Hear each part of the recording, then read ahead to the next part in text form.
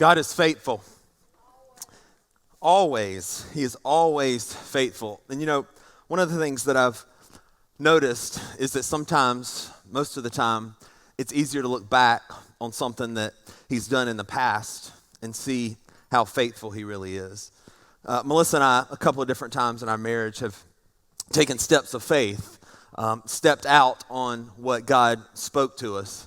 One of those times was actually coming to Springwell. When we moved here, we were at a church. I was campus pastor at a large multi-campus church. We loved our family, loved the community we had gotten at that church, until one day when God spoke to me and told me, "You're moving." And over the last 5 years, I can look back and I can see that was absolutely God speaking to me. But that's in retrospect, right? Because I can look back and I can see how he's kind of put things together. I can see that, yes, that was him speaking to me. Yes, he is faithful. But can we be real? Sometimes when you're in the moment, when you're in that time in life, it's a little more difficult to see. Because right now, you may be asking questions and you don't feel like God is speaking anything into you. Right now, maybe you have a decision that you need to make. It's an important decision, but you don't feel like he is speaking anything into your life. Maybe right now, your bank account is running really low. The bills are piling up. Things are tearing up around you. And right now, God has promised to provide for you, but right now you don't see it happening. Maybe right now somebody that you love is really sick.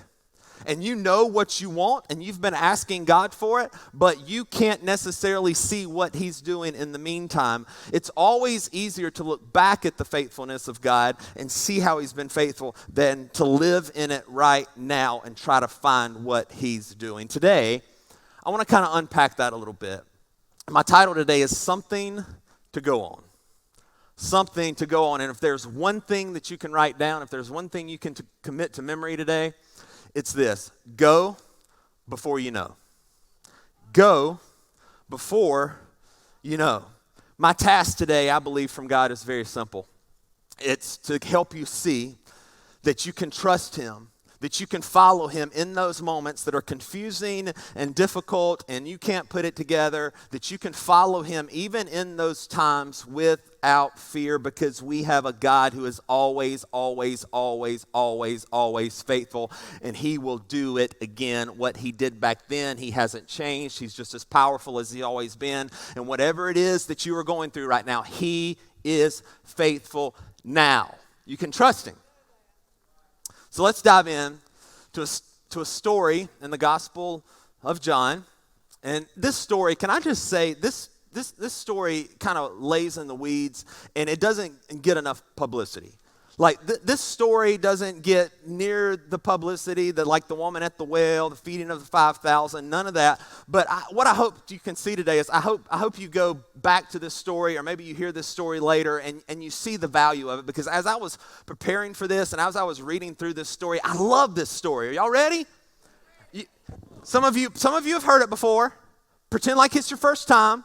If you haven't heard it before, pretend like you've heard it before, because you don't want to look unspiritual. But let's dive into this story. All right, I'm telling you, you're going to go home, you're going to read it over and over, and you're going to be like, that is an awesome story. Let's go. John 4, starting in verse 45. This is what it says. It says, when he arrived, talking about Jesus, in Galilee, the Galileans welcomed him. They had seen all that he had done in Jerusalem at the Passover festival, for they had also been there. Once more, he visited Cana in Galilee, where he had turned the water into wine. Baptists, keep your ears closed.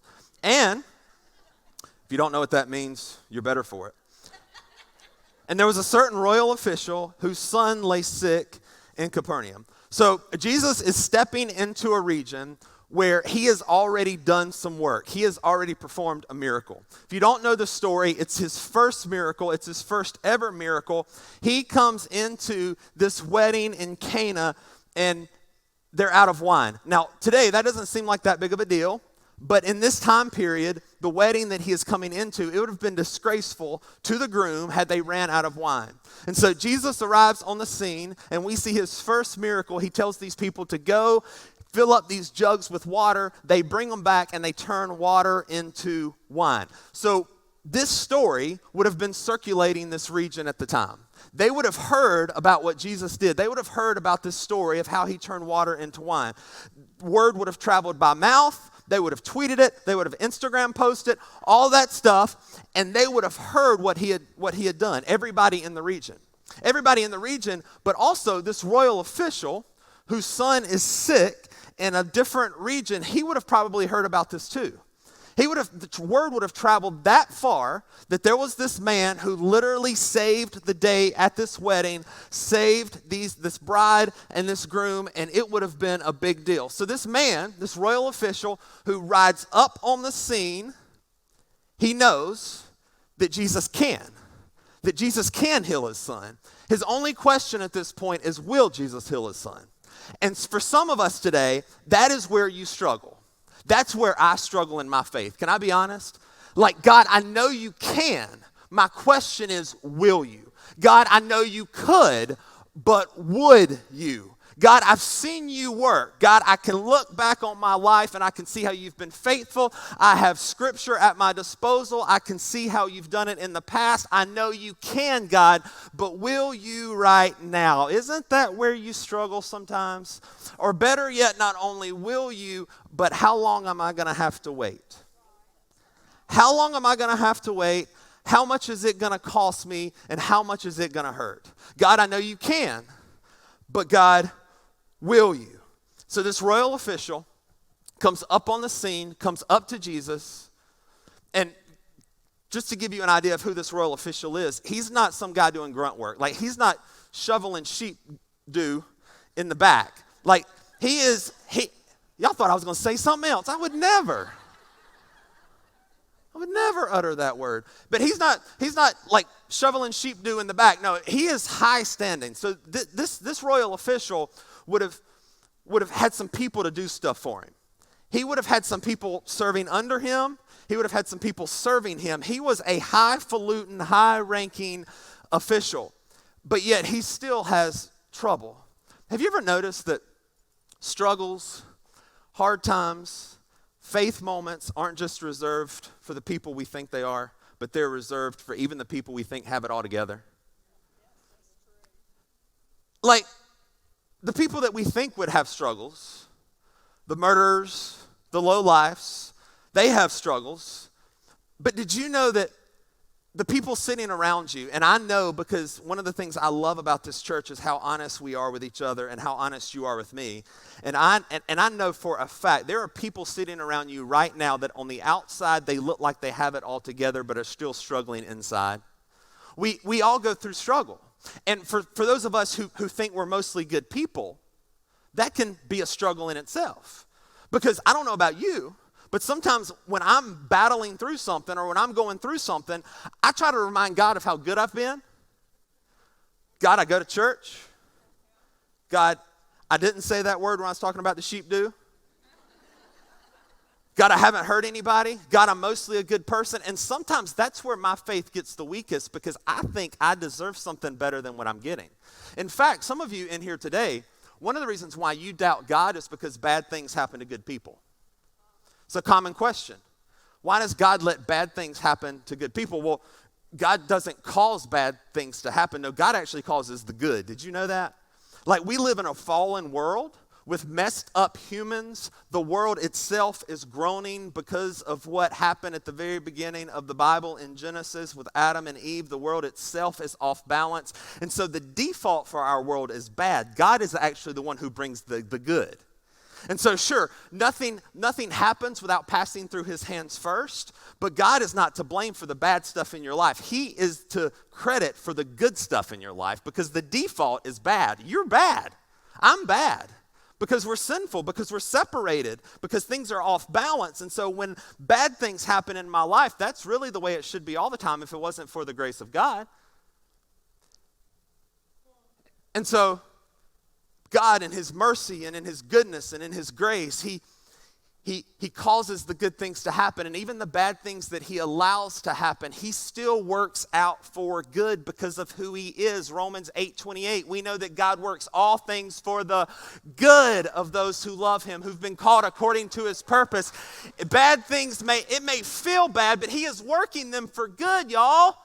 He is putting it together for you. So sure, you go through struggle, you go through tough times, even though you're a good person, but he is still bringing it together. This high-ranking official rolls up on Jesus, and he's in a desperate spot.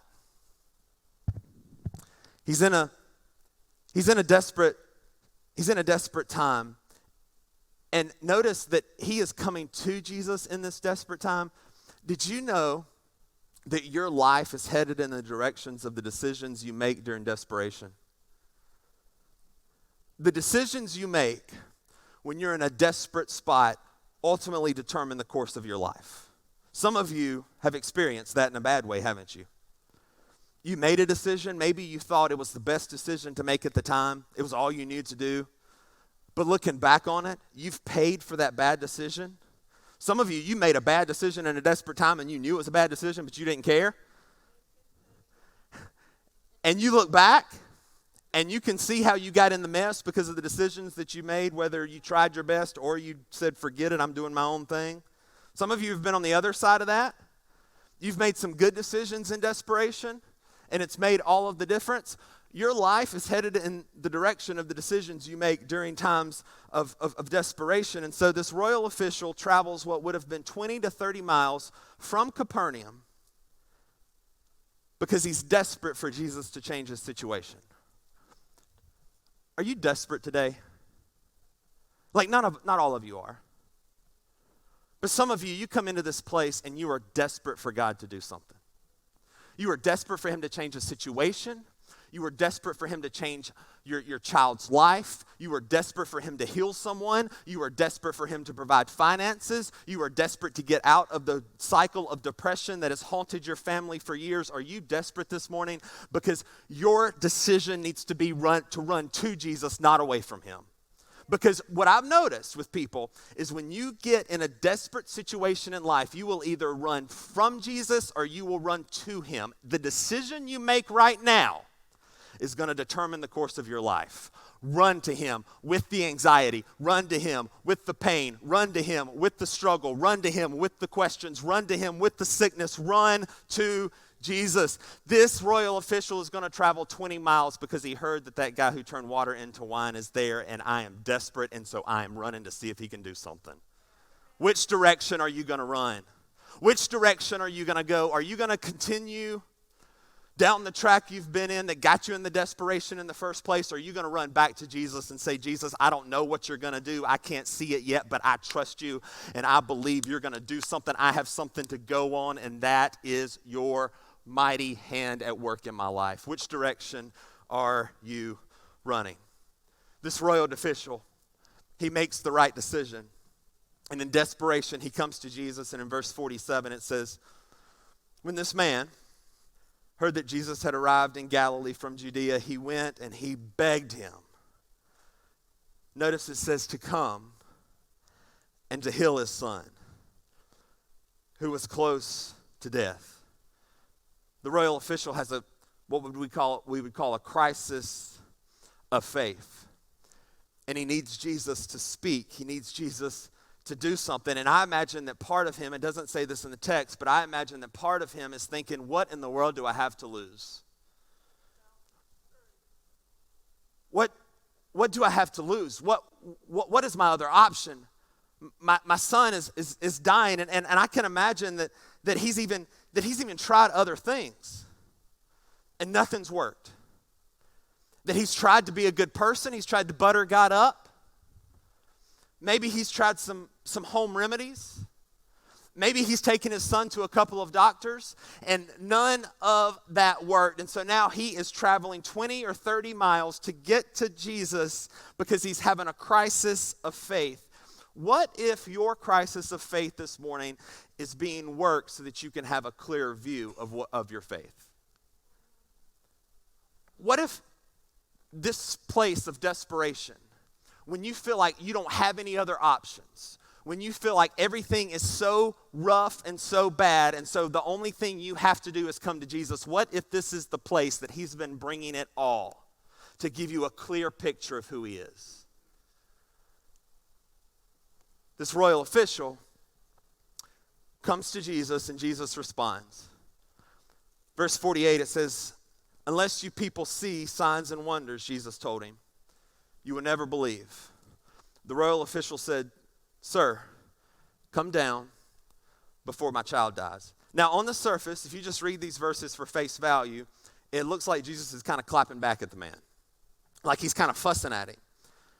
But what Jesus is essentially doing is he's frustrated just by the lack of spiritual awareness of the culture, not of this man. And so what Jesus is saying is, I don't ever mind when you come to me in desperation. Like, I am not a crutch. And I hear that sometimes, that people say, I don't want to come to Jesus because I don't want to use him as a crutch. Well, if that's what it takes to get you to Jesus, Jesus will be your crutch. It's okay. I know you may not have followed him at any point in your past, but right now you find yourself needing something to lean on. He is totally okay with you coming to him right now as a crutch. But what Jesus is telling these people, he's saying, I don't mind you coming to me for rescue, but would you stay close to me for relationship? He's saying, I don't mind you running to me for a healing, but would you stay and let me help you through your life? Jesus doesn't mind you coming to him when you don't have any other options. He doesn't mind that being the starting place of your faith, but what he's telling them is he's saying, don't just let this be the starting place. Let me love you through life as you go. And he's telling this royal official, you come on, but don't just come and let me solve your problems. Let me come and walk with you through life. Do relationship with me. Do life through me. And then maybe next time your life won't get into this spot. So here's where the rubber meets the road. The royal official has taken a chance. He's moved in desperation. Now everyone is waiting to see what Jesus is going to do. And then verse 50, Jesus looks at this man and he says, go. Your son will live. The man took Jesus at his word and departed. So, after all of this buildup, Jesus looks at him and says, go. No 10 steps to healing. No special prayer I have to pray. No beads to hold. He just tells him to go. And the word go there is actually kind of a rough translation, but essentially this man is begging Jesus to heal his son, and Jesus doesn't just give him a casual go. It's much more aggressive than that.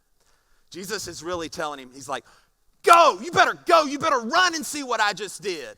You better go right now. He's healed right now. You better go and see what I did, because just the word of Jesus can change everything. I want to play this out. I've pre-selected a volunteer over here. Sam, will you come on up here? Y'all give it up for Sam.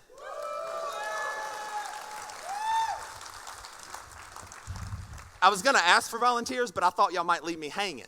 So I covered it with a volunteer. We're going to turn him this way. Now Sam is going to be Jesus. I know it's a stretch.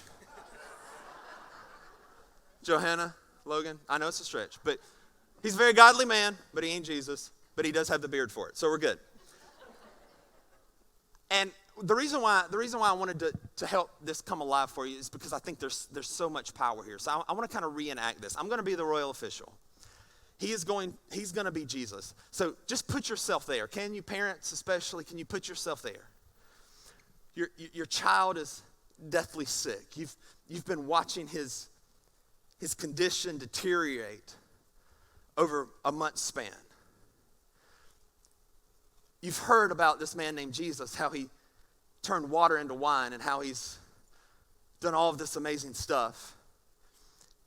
And somehow you hear through the grapevine that he's 20 to 30 miles away. And so you're desperate, and so you're like, I'm going to do anything I can to get to Jesus.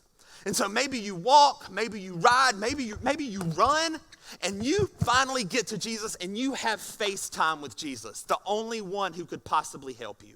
Finally, the crowd has cleared and it's just you and him. And so maybe you've been running, maybe you're sweating, and you drop to your knees. And you start begging this man who you think could be more. And you say, would you please heal my son? I'm desperate. I've got nothing left. He's dying. If you'll just come with me, and go back and you can see him and you can just put your hands on him. I've heard how you've done it before. Please, Jesus. And Jesus looks at you and he says, go. Wouldn't you want to ask Jesus, can you text me a picture?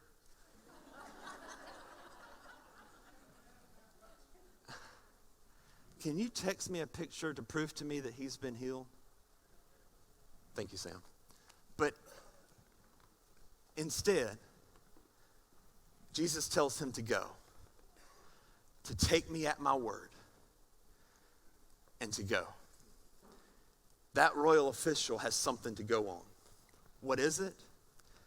It's the word and the power of the man he just begged to heal him. You have something to go on. It's the love and it's the power of a God who is in complete control of your life. You have something to go on. But here's the deal. You don't get a picture texted to you.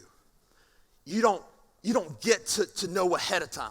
What Jesus is speaking to some of you today is he's saying, I know you don't see the full picture yet. I know you don't see how I'm going to work it out for your good. I know it doesn't look good right now, but you've got to go before you know. You've got to trust before you see. You've got to continue to believe even though things aren't getting better. You have something to go on, and it is a God who has never failed you yet and never will. Come on, somebody.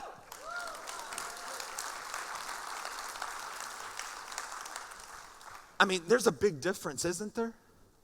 Between what you see with your eyes and what God is telling you to trust him with. He's saying trust, but I'm out of money.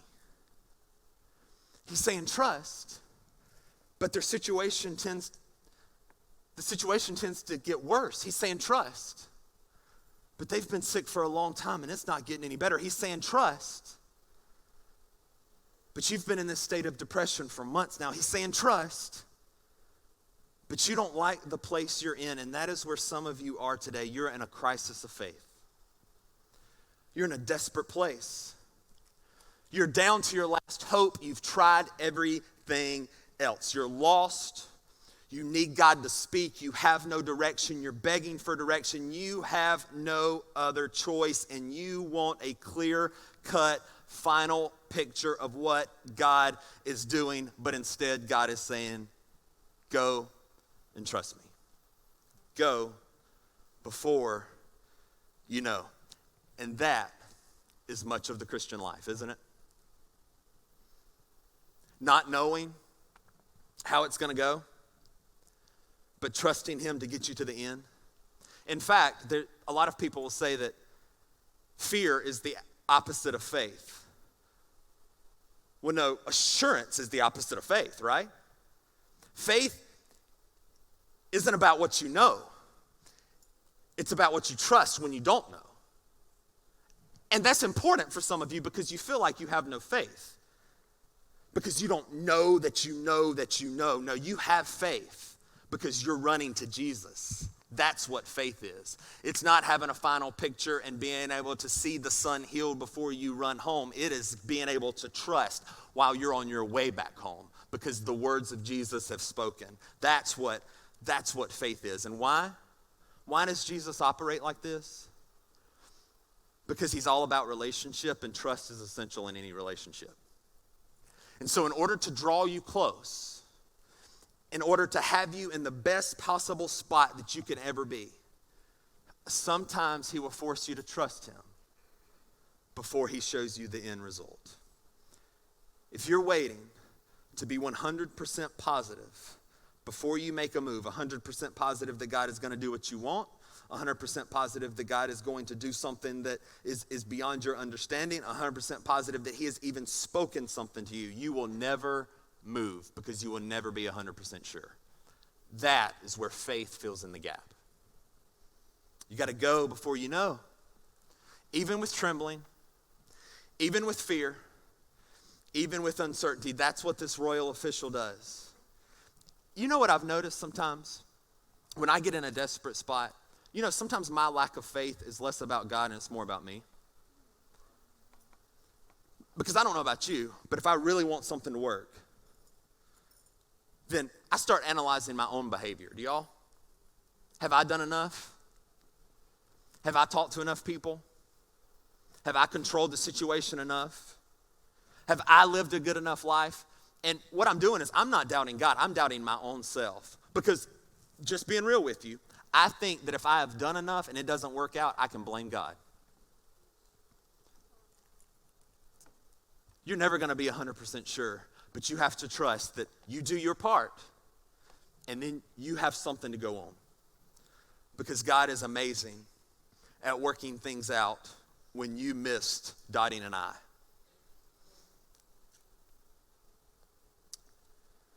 This man goes on what Jesus said, and look at verse 51.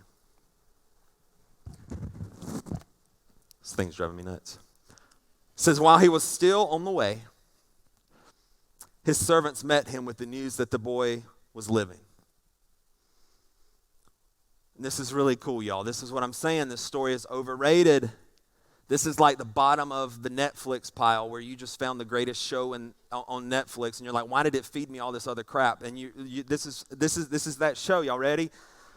When he inquired as to the time when his son got better, they said yesterday at 1 p.m, the fever left him. Then the father realized that this was the exact time at which Jesus had said to him, your son will live. Not only did Jesus do it, he did it in perfect timing. He always does. It says, so he and his whole household believed. It's what God does. He keeps his word. He keeps you in the palm of his hand. You can go before you know because he's always faithful. And here's the thing in all of this. If you never step out, if you never go, and trust God, you'll never see his love and power firsthand. Trusting God is the soil in which our faith has grown. Keep in mind that there were people with Jesus the day he healed this royal official. It was his disciples. It was the people that he did life with. It was those that he was pouring into. One of those disciples that day would have been Peter. Peter was the foul-mouthed disciple. Y'all know about him. The one who was always kind of doing his own thing, was barely saved, but saved. You know what I'm talking about? Y'all have those friends. That's Springwell. Just kidding. I love y'all. But Peter would have been there. Peter would have been there that day. There's a story in Matthew 14, and if you've been in church, you've heard it, but a windstorm comes up. The disciples, including Peter, are in a boat, and Jesus actually comes towards them walking on the water. And Peter speaks up, as he always does. In verse 28, he says, Lord, if it's you, tell me to come to you on the water. Lord, if, not Lord, it's you. Lord, if it's you, tell me to come on the water. And look at what Jesus tells him. He gives him another directional comment. Jesus says in verse 29, it says, come. Not go this time. Come. Then Peter got down out of the boat, walked on the water, and came towards Jesus. And I want to make sure you see this.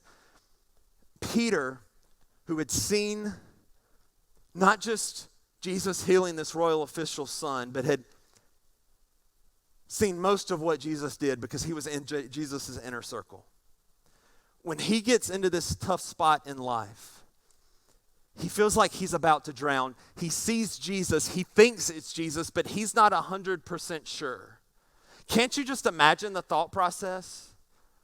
is that Jesus, is that you? Keep in mind, he could see the physical Jesus. He wasn't praying, seeking for some voice. He could see Jesus, but he's like, Jesus, is that you?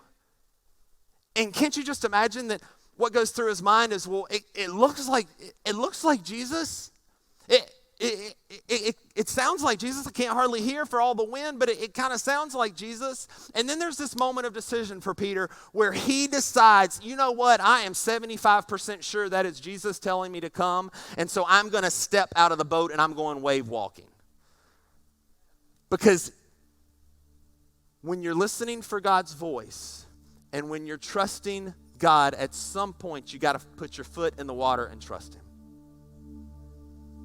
So Peter, not from being 100% sure, but from acting on faith, becomes the only one who's not the Son of God to literally step on top of the water. Not because he's 100% sure how it's going to turn out. And if you know the end of the story, he walked a couple of steps and then whoop. But the reason he stepped out is because the voice of Jesus, the past things that Jesus had done, gave him something to go on. He knew, I can go before I know. With every head bowed and every eye closed, there's people in this room this morning, and you've never put your faith in Jesus because you thought you had to have 100% clarity about everything that he is. Or maybe you've never put your faith in Jesus because you thought that meant you had to clean up before you could come to him. You had to get things right. You had to get life aligned right. You had to quit doing this and quit doing that. And today Jesus is saying, I'm okay with you coming to me in desperation. I'm okay being your crutch right now. If you need to accept Jesus, and that simply just means confessing him as the boss of your life. If you need to do that this morning, in the quietness of this moment, just say, Jesus, I'm stepping out. I'm stepping out, and I don't have all of the answers, but I trust you. I believe that you came to earth. I believe you lived a perfect life. I believe you died on a cross, and I believe you rose from the dead 3 days later. I believe you're the way that I can be forgiven for all of the wrong that I've done. I trust you, Jesus. My life is no longer my own. I give it to you. In Jesus' name, amen. Look this way. For others of you today, God is telling you that you have something to go on. You've been putting it off, a decision, and a thing that you're trusting him with. You've been putting off obeying him, and today he is telling you, you have something to go on. You can trust me.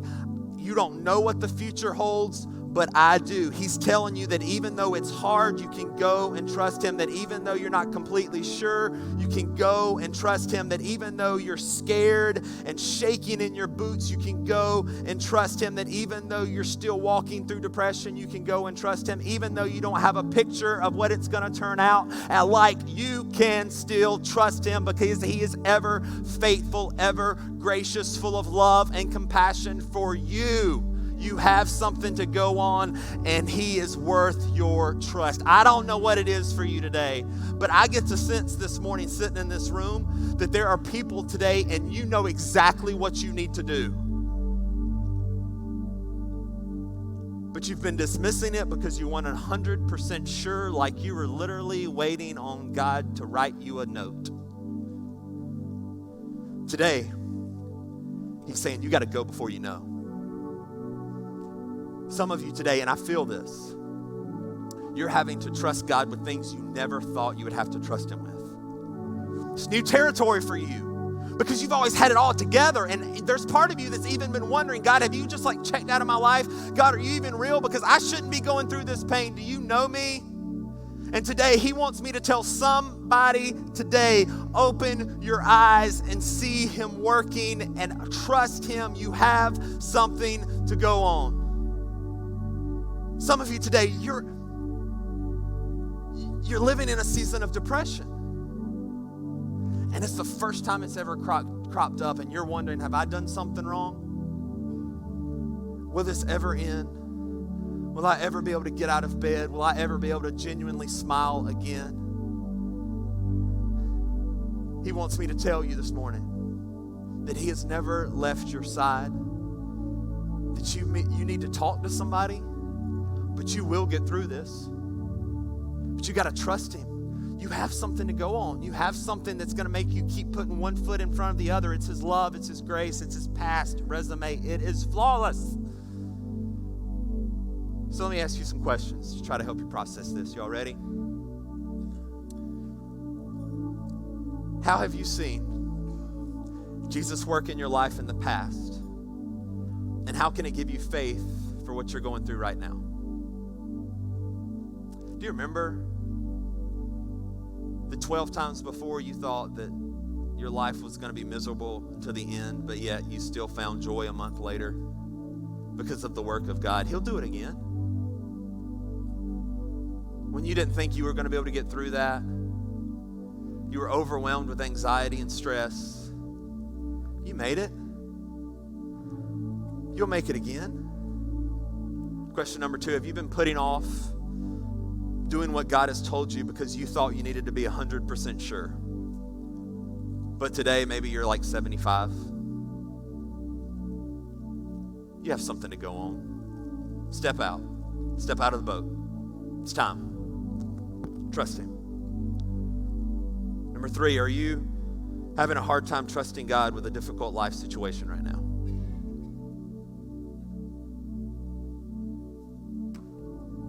Run to him. Don't run away from him. You have something to go on. It's the amazing favor, love, and power of Jesus. But you're going to have to go before you know for sure.